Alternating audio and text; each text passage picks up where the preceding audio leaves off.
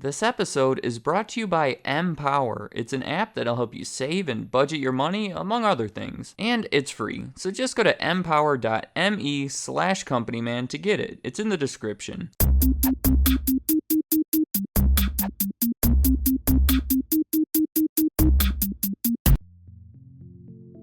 Toys R Us. It's become a sad subject. I never wanted to see the day where Toys R Us is a sad subject. I'm sure you've heard by now, and if you haven't, I'm sorry I'm the one who had to break it to you, but Toys R Us is done. In the US anyway. In Canada, a company called Fairfax bought them, so there's still going to be 80 of them spread across the country, but with the exception of that, it's over. As of this moment, they're in the process of closing 735 US locations, and they're nearing the end of the process. Here's what happens when I call them. Here.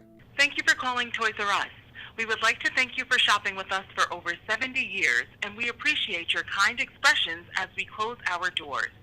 As of March 23rd, Toys R Us will start liquidation. Here are a few frequently asked questions for your reference.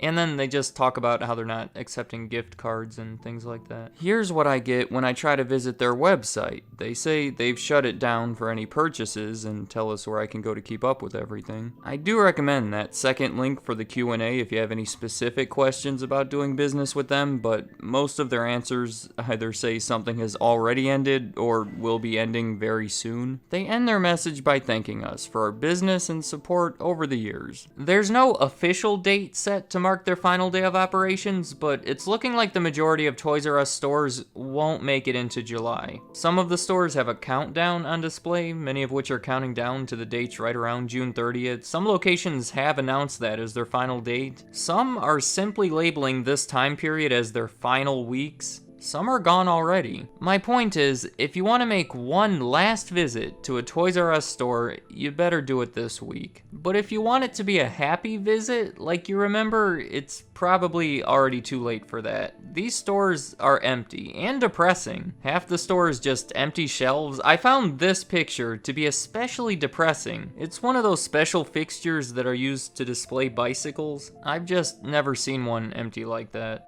And they're selling everything, all the fixtures and shelves, even the carts or buggies or whatever you call them. You could walk into your local Toys R Us and buy one of them. There is nothing in the store that's not for sale. If you're watching this video just a few weeks after its release, it's already too late. I have a unique perspective here. I have no professional affiliation with Toys R Us, but I did make a video about them. I released it on September 20th, 2017, coincidentally exactly 9 months before the release date of this video, and it actually became somewhat popular, which means for the last 9 months, I've been reading comments about them, almost 8,000 in total. Many came initially, but I've been getting a handful of them every day. I've been reading about people's positive experiences with them, their sadness about them leaving, and so many opinions about where they went wrong. So now I feel this weird connection with Toys R Us. Honestly, it's a bit of a bummer. It's been nothing but bad news, and discussing this topic for 9 months is depressing. But with all the new developments over that time, I felt I left the story unfinished. We needed some closure.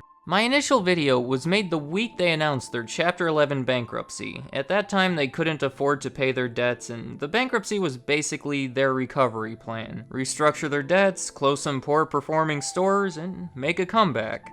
It didn't work. The remainder of this video is going to talk about why that plan didn't work. So here's what you have to do. If you want to hear about how they obtained all that debt and why they were forced into bankruptcy 9 months ago, that's all in my first video. It talks about their core issues, and I stand by every part of it, except for when I said this. As for the future of Toys R Us, it's hard to predict anything with much accuracy when they're in the middle of a bankruptcy, but my guess is that they'll stick around. That part didn't age well, but that's why I'm here now, to finish off the story with the final chapter. September wasn't the ideal time for them to file for bankruptcy. See, the busiest time of year for most retailers, and especially for toy stores, is the holiday season. Late November, most of December. Traditionally, Toys R Us would see a huge spike in sales right around that time. About 40% of all their sales were holiday sales. That's probably not a shock to anyone. We can all understand why. So filing for bankruptcy only 2 months before all of that just doesn't seem like the brightest idea. The troubles with Toys R Us started long before September of 2017, but this is when the general public became aware of it. I even remarked about that in my first video. When the public thinks that there's a good chance that you're about to go out of business, it's hard to sell things to them. Has anyone ever received a gift card for Christmas? Well, you probably don't want one from a shaky company like Toys R Us. You would like to be sure that they're going to be there to honor it. Maybe in the past, you've returned a Christmas gift. That's certainly not unheard of. So again, you want the people who sold it to be there in case a return is necessary. Things like this made people shy away from Toys R Us. Not to mention the ever-increasing competition from the other retailers, particularly Amazon. It all came together to result in terrible holiday sales, which is really bad for them. Picture this, they owed all these people a bunch of money. Their sales haven't been the best. It was their big chance to prove themselves. To prove that they could eventually pay these debts and just pull out of this hole that they're in. There was a lot riding on it. They basically needed a home run, and they struck out. Now, ever since I said September wasn't the ideal time to file for bankruptcy, I'm sure you've been thinking, then why would they choose September to file for bankruptcy? They put this upon themselves. Well, that's really not fair to them, because there's more to it. For Toys R Us to sell us our toys, they of course have to buy the toys from the people who make the toys. And even though the general public may not have known about all their troubles, the toy makers certainly did, which put them into a difficult position. They didn't know if Toys R Us was going to be around enough to pay for the toys that they were selling them. A lot of the vendors were understandably apprehensive about doing business with them. A big reason Toys R Us filed for bankruptcy when they did was to ease the minds of these vendors. And even though it didn't work out in the end, I'd say it was the right call. Sure, their holiday sales were bad, but if the vendors hadn't provided the toys for them to sell, it would have been worse. And I realize I said another sentence that you're questioning. I said Toys R Us filed for bankruptcy when they did to ease the mind of the vendors. Why would that be the case? We just keep unraveling this here. The short answer is that Toys R Us was able to secure a loan through the bankruptcy. Because of the filing, they obtained $3.1 billion so they can continue operations and do things like, well, paying the vendors. Since they now had all this money to work with, the vendors now had more confidence. I hope I described all that clear enough. In case not, here's a quick summary. Toys R Us was pushed into bankruptcy at a terrible time. It greatly impacted their holiday sales and made everyone lose faith in the company. I said it's been nothing but bad news, and that's hard to dispute. Go try to find some shred of good news concerning Toys R Us over the past 9 months. In late January, the news came out that they would close up to 182 stores. About a month later, in late February, the news was that they would probably be closing an additional 200 stores. That would mean just about cutting their locations in half. Things just kept getting worse and worse. It all led to their recent decision in March of 2018 to end it all and start liquidating. Before, the plan was restructuring debts and coming up with new ways to keep the company going. In March, the plan turned into selling absolutely everything, paying off whatever they can, and closing all their stores. Yet, the new plan isn't quite as optimistic.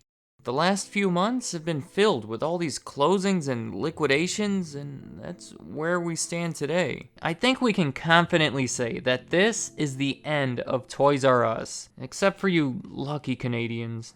Really quick, I just want to repeat this point to make it clear. Everything I just talked about is insignificant when it comes to the demise of Toys R Us. This was all just the final blow. Toys R Us was already losing the match, and that last holiday season was just the final haymaker to knock them to the ground. This actually marks the 70th year of the company. It started back in 1948, and I'd say that's impressive. When we start analyzing the last few months, it looks like a big failure, but when we look at the big picture, it's something to be respected. They've made an impact in many of our lives, and from what I've learned by reading everyone's comments, the impact is almost always positive. Not many people have bad things to say about Toys R Us. I know I said I'm a little drained from talking about this topic for the past 9 months, but it's looking like it's now or never. So let me know in the comments any thoughts you have about Toys R Us. Have you paid them a visit recently when they're going through all of this? Or if not, when was the last time you went there? Here's something interesting. Were you able to find any good discounts? Right now, everything's about 50 to 70% off, but most of the good stuff is already gone. A couple months ago, they were liquidating all the good stuff, but the discounts weren't as attractive. It's always hard to find that right balance. So if you found that right balance, let me know about it.